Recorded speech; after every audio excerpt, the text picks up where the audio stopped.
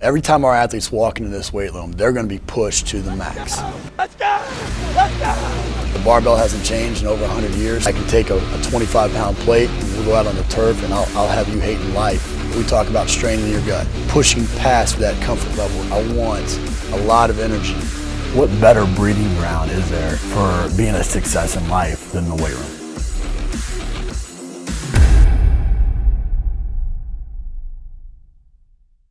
Hey guys, welcome back to Iron Game Chalk Talk. I'm your host, Ron McKeefery, and this is episode number 203. I want to thank you guys for listening each week and really appreciate those of you that share this on social media and write ratings and reviews on iTunes, as that helps me help as many coaches as I possibly can.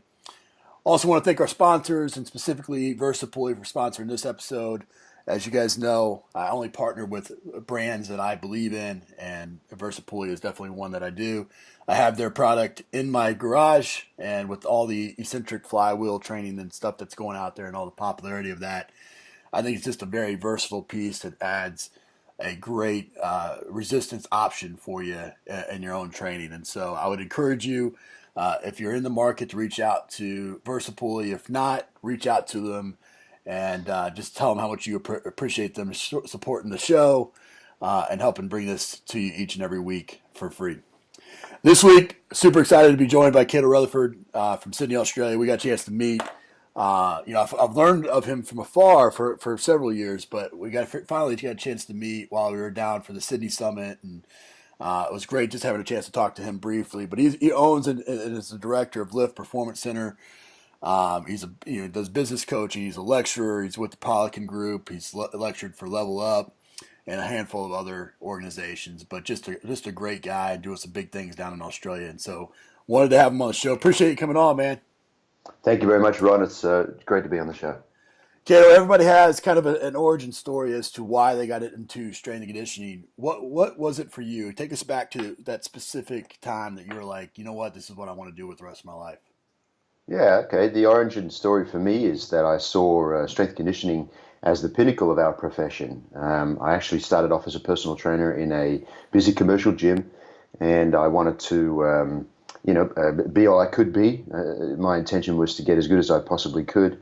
And I think what happens is there was a bit of a shift in mindset for me when I went from looking at how to make people generally fit and lean and healthy and happy to how can I make people specifically fit for a purpose, for a sport.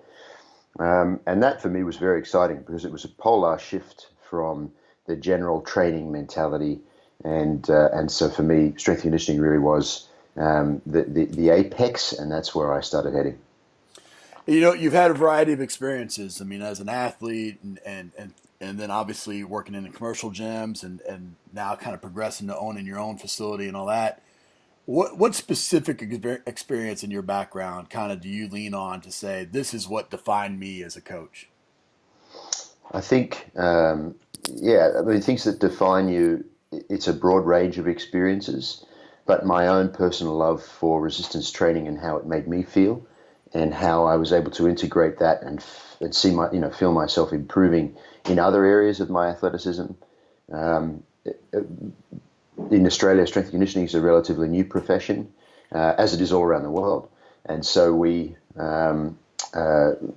only recently has the Australian government changed their recommendations for people to include 2 resistance training sessions a week in their kind of health and well-being regime. And so I feel like I was there when we moved from the general training sort of paradigm where it was 3 30-minute cardio sessions a week and that sort of stuff.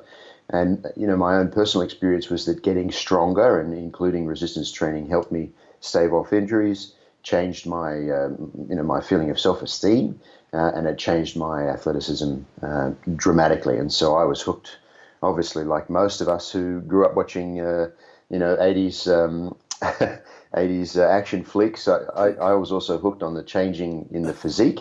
Sure. And the appearance and all that sort of stuff. And so, I think that it's a culmination of different things, but I certainly believe I was part of that generation who was heavily influenced by that. And then including it in my own life certainly was a very positive influence on me. And so that was a big change for me in terms of mindset towards the profession. Yeah, it's great. You mentioned that strength and conditioning is relatively new, not just in Australia but around the world. But Mm. the idea of sports performance centers is relatively new in Australia. There's just not Oh, very mostly much so. because of the academy system and different things like that. It just isn't something that has been very popular. You've kind of stepped out in a big way. You're running a successful one there, and what was your reasoning behind opening, Lift Performance Center? But also, how have you been able to position yourself amongst that kind of academy setting, sports setting, where Mm. it's kind of been looked at in a different way? Yeah, I think it was a big leap of faith, as it is with any small business, particularly when the upfront capital investment is high. As it is in a performance gym, it's much higher than a standard gym. And I wanted, I was guess I was sort of betting that I was reading the trends well, in the fact that people were interested in this world of sports performance and this world of barbell related sports, and high performance athletics, but nowhere really was there a great facility that was specific for that. In Sydney, there are a lot of great. I mean, we have this kind of weird melting pot in Sydney, or in New South Wales, I should say, where we have a population of health conscious people who love to train, who are happy to pay for a personal trainer. And we've got a lot of very bright, well paid personal trainers in New South Wales. And I think last time I read some papers on this, that we have one of the highest per capita of gyms in the world. So we have this kind of evolutionary pressure, I guess you could call it, in New South Wales, where you get a lot of really good coaches. And so really good coaches get together and are always looking at what's contemporary in our field. And I think, for us here in Australia, what's becoming more contemporary is this sports performance approach, taking what is working and what is popular and what is contemporary worldwide, and then applying it not only to the athletic population, but then, of course, you get your weekend warriors and your average Joe Blows, or your people that work through the week and maybe they're in an amateur sport, but they're past their their kind of formative years, and they're getting into involving some of this high-end sports performance stuff into their training regime, and so they want facilities that can accommodate that. And so for me, stepping out, setting up a sports performance facility in New South Wales was a bit of a risk and was a bit of a leap of faith, but it paid off in the fact that people, thankfully at the time, were looking for somewhere like that, and we were able to fill that niche. Absolutely. Well, whenever you go as a small business owner or a young strength coach, you make tons of mistakes. What's Yes. maybe the biggest mistake that you've made and kind of how you learned from it? I think there was a bit of a shift in mindset for me in terms of mistakes when I started actually listening more than talking. I think when you focus yourself on education and you focus yourself on on being across as much information as possible, so that you can provide a great service. One of the traps that you can fall into in a young coach is that you over deliver all the time, and part of that means that you're always talking. You're always saying, "This is what we need to achieve. These are my terrific, stats. This is my great resume. This is why I'm so terrific. This is what you need to do because I'm telling you need to do this, and this is all the studies and blah blah blah blah." And what sometimes can be lost when you start to go down that path is not only do you stop listening, but you can blindly blast past areas that require a little bit more attention and a little bit more listening, a little bit less talking. So probably the biggest mistake I made as a young coach is thinking that I probably knew a little bit more than I did, or I knew a lot, but I was more interested in talking than actually listening and finding solutions. And so, yeah, listening instead of talking was probably the biggest one for me as a young coach. Yeah, no doubt. I think that's very common in strength and conditioning communities. You get out and you have all the answers, and then once you Exactly. get some wisdom and some experience, you realize you're just now starting to ask the right questions, let alone have all the right Exactly. answers, and I couldn't agree with you more on that. There's a lot of parallels between being a business owner and being a strength coach, and somebody that does some business coaching with other people. What are some of those parallels that you learn in business that can be applied to coaching? Yeah, I think probably one of the biggest ones is doing the basics exceptionally well. And this is a concept that I take with me everywhere, and that I try and impart as often as I can with my coach, with my employees, and with my coaches, and with my students. fantastic coaching, top of the line, expert, high performance coaching, in my opinion, is doing the basics exceptionally well, and being able to inspire and impart that on your athlete is probably one of the biggest skills. That emotional EQ, as they call it, that kind of emotional intelligence, being able to inspire your athlete to want to jump on that.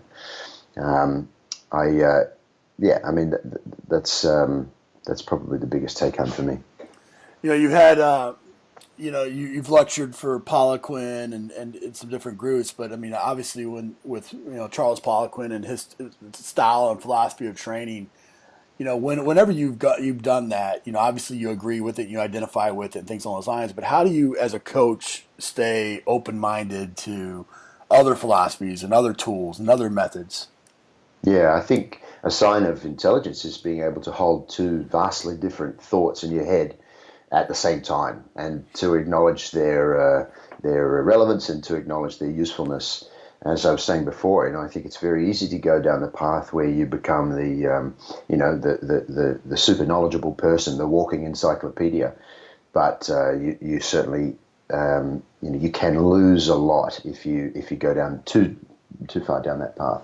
So whilst my introduction and my early influences and early mentors had a huge influence on me, I'm fortunate in the fact that I now have learnt from such a broad range of people and read such a broad range and been to so many courses and fantastic seminars like the one you put on just recently, that I'm able to learn what is important and discard the things that aren't really for me, and use what I really like, and come up with my own sort of approach to things. I think probably one of the biggest things that Charles Poliquin gave me as a mentor was to really explore and learn. It wasn't so much about this is the information. It was about go out and find the information, learn how to learn. That was probably the biggest and most poignant thing that I got from Charles as a mentor.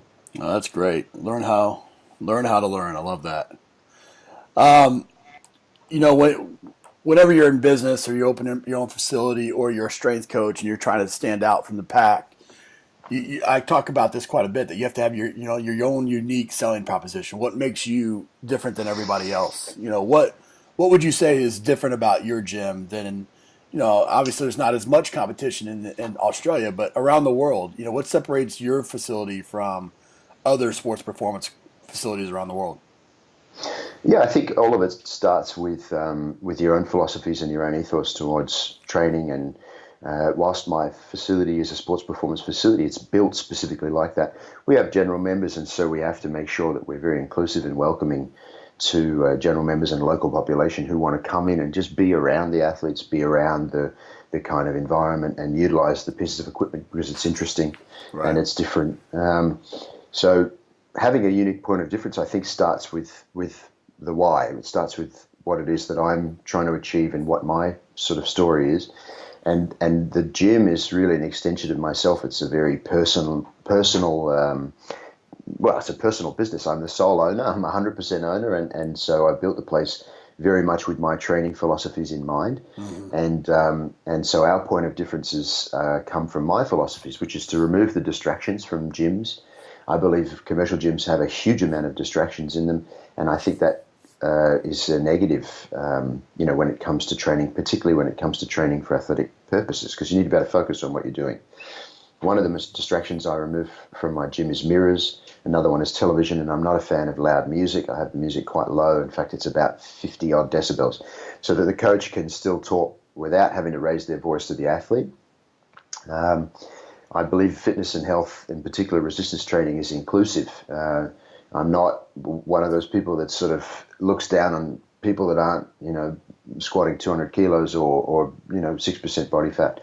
I think being as inclusive and being as welcoming as possible is hugely important, because resistance training really is such a healthy thing that everyone can make a part of their life, no matter what age. And I don't ever want people to feel as though they can't come in and do their own kind of style of resistance training and feel totally comfortable without being judged. Those are probably two of the bigger points that I have. And the last one is just the community. Whether you're a pro athlete, whether you're a young guy from down the road who's never lifted a weight, you want to feel as though you belong. And I think we all have that little child inside of us that want to know we're in the right place, Right. regardless how big or badass you are. At some point you want to just feel like you're home. You feel like you're welcome. And I think if you can really nail that, not just in business but also in professional athletics, the buy-in you get, the community you get, the loyal customers and the people who will follow you regardless of the price and regardless of the costs involved or the other extenuating factors. They'll drive from the other side of town just because they really follow you and love what you're doing. And so I think that's some of the key differentiators that we try and have, and a lot of those just come from my own philosophies towards resistance training. Sure. Well, you mentioned a lot of different groups there, from general population to a variety of sports to maybe tactical or whatever. How do you, what's a typical training session look like for you? I mean, is there kind of a base program and then you specify around that, or is there kind of an individual program for everybody that walks in? It's an individual program for everyone that walks in, and I'll tell you why. Because we have a powerlifting group. We're affiliated with Powerlifting Australia. We host powerlifting competitions, about 6 a year. They're called top lifter competitions. Well, there you go. Yeah, shameless plug. We have obviously very different training for the powerlifters that we would have for the weightlifters. We're affiliated with New South Wales Weightlifting. Again, we host weightlifting competitions at the gym, and what they do is also very different. And so in a weightlifting group that meets, let's say, at 5:30 in the afternoon, we might have a few beginners, a few intermediate, and a few advanced, and a few people prepping for competition. And so they need to be, on vastly different programs and have different focuses. We have a gymnastics club, which is called the Redfern Handstand Club, which is, again, it's a group of people who come in with a very specific purpose, and so their programming is different. And then in my coaches, I have everyone from, one of the best physique coaches in Australia, his name's Rawdon Dubois, right through to strongman coaches, powerlifting coaches, weightlifting coaches, people that specify in various areas. So we have to be able to cater for the bodybuilders. We have to be able to cater for the pro athletes who come in who need very specific strength conditioning. I suppose that's my bread and butter. So a typical session for me is, I guess my style is that I like to try and keep things athletic. And so for me, where they need to win is on the track, on the field. And so, my philosophies are, let's never lose sight of the fact that what they're doing in the rates room is to support that. And, chasing a 1RM squat if it's not purposeful, or chasing a 1RM power clean if it's not purposeful to their sport, or in fact detrimental or particularly risky for their sport, in those cases we're losing focus. And I think as a strength coach it's easy to do that. So the programs are all vastly different, and everybody's, I try and encourage my coaches to have their own individuality, try and encourage them to really push their own flavor, because I don't want a gym where everyone has the same flavor. Right. I suppose in answer to your question, that the population is very broad, and we have everyone from little old ladies that are just doing some mobility, for instance, with one of our gymnastics coaches, right through to a couple powerlifters in the next room sniffing salts and getting after it on the heavy bar. That's awesome. It's got to be a great environment. It is. It's strangely, everyone gets along really well. I bet they do. Well, I think that, so much of what you said there hits with me where, as strength coaches, we have to remove a lot of the noise. There's so much information out there that we have to pare it down into what's pertinent to our situation. And that changes through the seasons of our life, but you've done that just in your gym where you're paring down to removing the distractions to what's specific in that moment. And I think that that's such a great take home message for everybody listening. Cato, we end the show with some resources here. Give us the best piece of coaching advice you ever received. If you didn't take a photo of it, it never happened. It's become more relevant in this day and age. It wasn't always relevant, but so much of what we do is our ability to influence other people vicariously through our successes in our coaching career. And it's really a lot easier to have a presence on social media, to have a booklet of testimonials and positive experiences. if you've actually got imagery to go along with it. So I try and carry my camera around with me a lot these days. That's and smart. Try and take snaps and videos of things that are happening so that I have actual, references and proof. Exactly, documentation. No, I agree with that 100%. It's sad that it's the case, but yeah. I think that's, and I've seen you do this, and so that's why I bring it up. But guys that are real, or coaches that are real, they'll document the good with the bad. I've put out my failures, I've put out successes, and and you're right. In a sea of social media where everybody's just posting the good, it's refreshing to see some of the bad be posted too. And some of the things that we need to work on. It's also really powerful to be able to show an athlete where they've come from as well. I think it's hugely powerful to be able to show an athlete where they started with an overhead squat, for instance, with the dowel rod, and then 6 months later to give them the footage of them doing something again. So I think it ticks a lot of boxes for me. I believe that that's helped me, and certainly something I try and focus on more recently. Give us a book, app, and website recommendation. Yeah, so I'm a fan of a book that I read recently by Eric Greitens called Resilience. I think it's a terrific book. I think it's great for athletes. An app that I'm using a lot at the moment for my online training services, which I really love, is an app called Trainerize, which is a great app for you to be able to program for your athletes and for them to have it pop up in their phone. I actually have a bit of a belief, I suppose, that over the next 5 years, if you don't have an app, you're going to be sort of struggling. If you're not mobile based and app savvy, you're going to be struggling in business. I've been enjoying strengthconditioning.com with Chris Beasley. He just puts out so much terrific content, and they're factoids that are easy for me to consume and apply in what I do. And so I really appreciate him and really enjoy that. He has online stuff, Facebook and Instagram as well, and it's all really terrific. I couldn't agree with you more. Well, man, it's been fun having you on the show. I think it's refreshing, and again, it's always it's great when you connect with people, even halfway around the world, that you just know are genuine, authentic people that do it the right way, and that rings true for you from the moment that you meet you, and you're just going to go about your business the way that you do it, and I think that's the right way. So I appreciate you being on the show. On your way out here, let everybody know where's the best way for them to keep up with you, be it social media, your website, or anything. Sure. So I have a website called CoachCato.com where I post my blogs. My Facebook and my Instagram are very active. And I'm always posting up videos and references to my articles and various other things.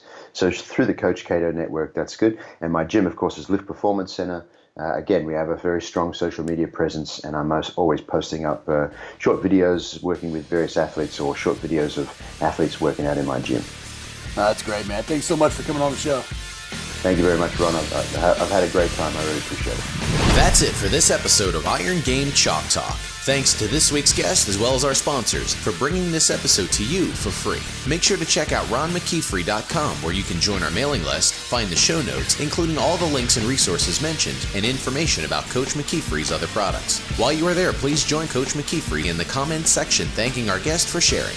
If you haven't subscribed to Iron Game Chalk Talk on YouTube or iTunes yet, make sure to do so. Comments, ratings, and reviews are always welcome. Coach McKeefery can be found on Twitter at @RMcKeefery, on Facebook and YouTube at /Ron.McKeefery. That's it for this week. Be sure to check back next week for another great episode of Iron Game Chalk Talk.